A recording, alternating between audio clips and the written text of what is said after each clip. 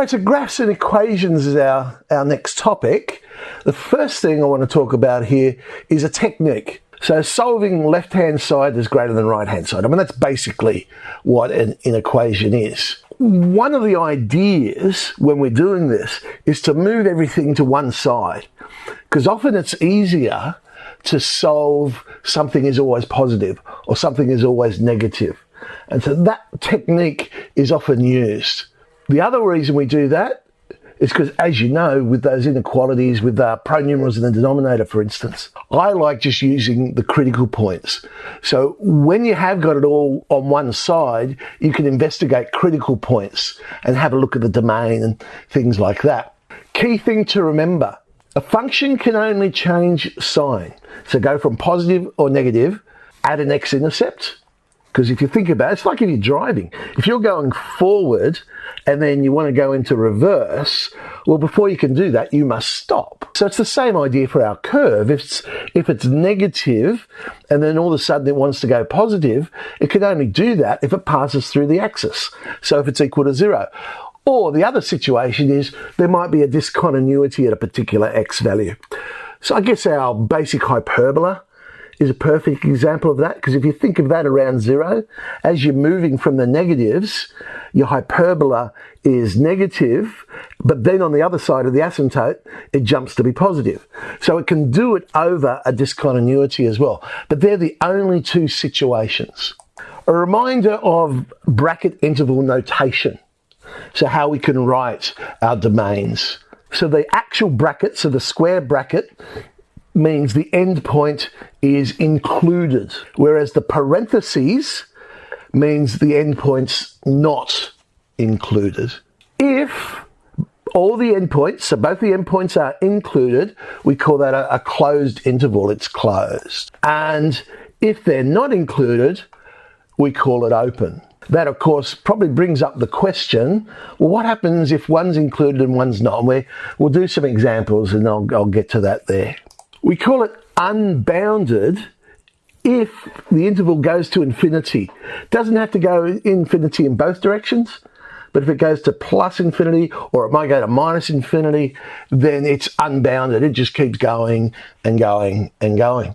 So, all right, so if you had something like, let's start with a simple one, x is greater than 5, so there it is on our number line. That would be open because the endpoint not included. It's unbounded because it's going off to infinity. So it's an open, unbounded interval, and using interval notation, we would write it like that.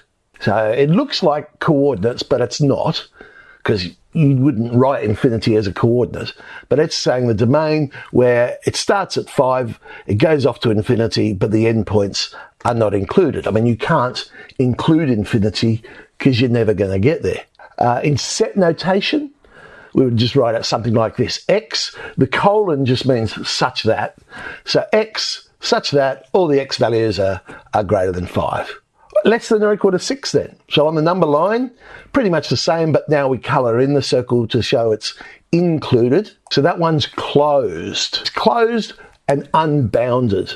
So even though that one goes off to infinity, we still call it closed because the actual endpoint of 6 is included.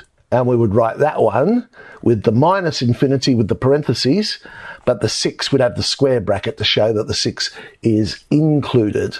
So all the x such that x is less than or equal to 6. If it's in between 4 and 6, so there it is on our number line, that one is open because the endpoints are not included, but it's bounded because it has a definite starting and finishing point. So an open bounded interval. And again, it looks like I'm writing the coordinate 4, 6, but no, this is interval notation. Okay, what about if both the endpoints are included? So minus 2 and 1. So this would be a closed bounded interval. And we'd have square brackets on that. So here's the one where one endpoint's included, one endpoint's not. So there's how we draw it. What's it called? Well, we don't bother saying open or closed, because one side's open, one side's closed. We simply say it's bounded because it does have a starting point and a finishing point. So it's a bounded interval. and we would write it like so. So 2, 4, parenthesis on the left-hand side, square bracket on the right-hand side. Combination of 2. So on a number line, we'd see something like that. Well, that's a union of 2 other intervals. And so when we're writing it, we use the union symbol, which is the U. Now, whether we use set notation or whether we use interval notation doesn't matter, but we still use the union symbol to say, yep, we've got the combination of both of these things. Well, a reminder about composite functions. So that's when we use 2 or more functions to create some new function. Another notation. So we've seen the f, g, x one, so the first bit there where we sub g into f.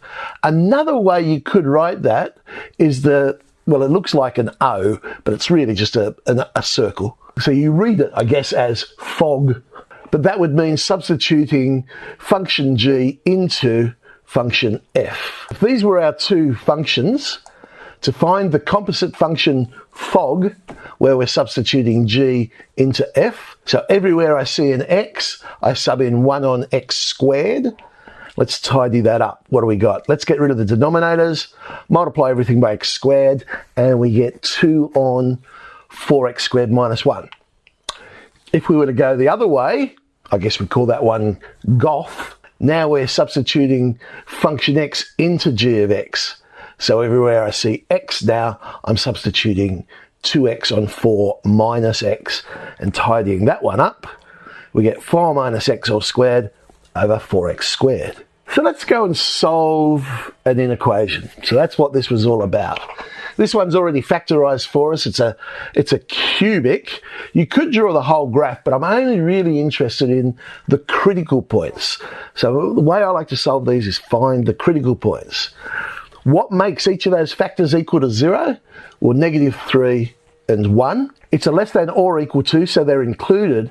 And it's really just a matter of picking numbers and see if it works. I mean, 0 is always an easy one. So 0 is in between -3 and 1, of course.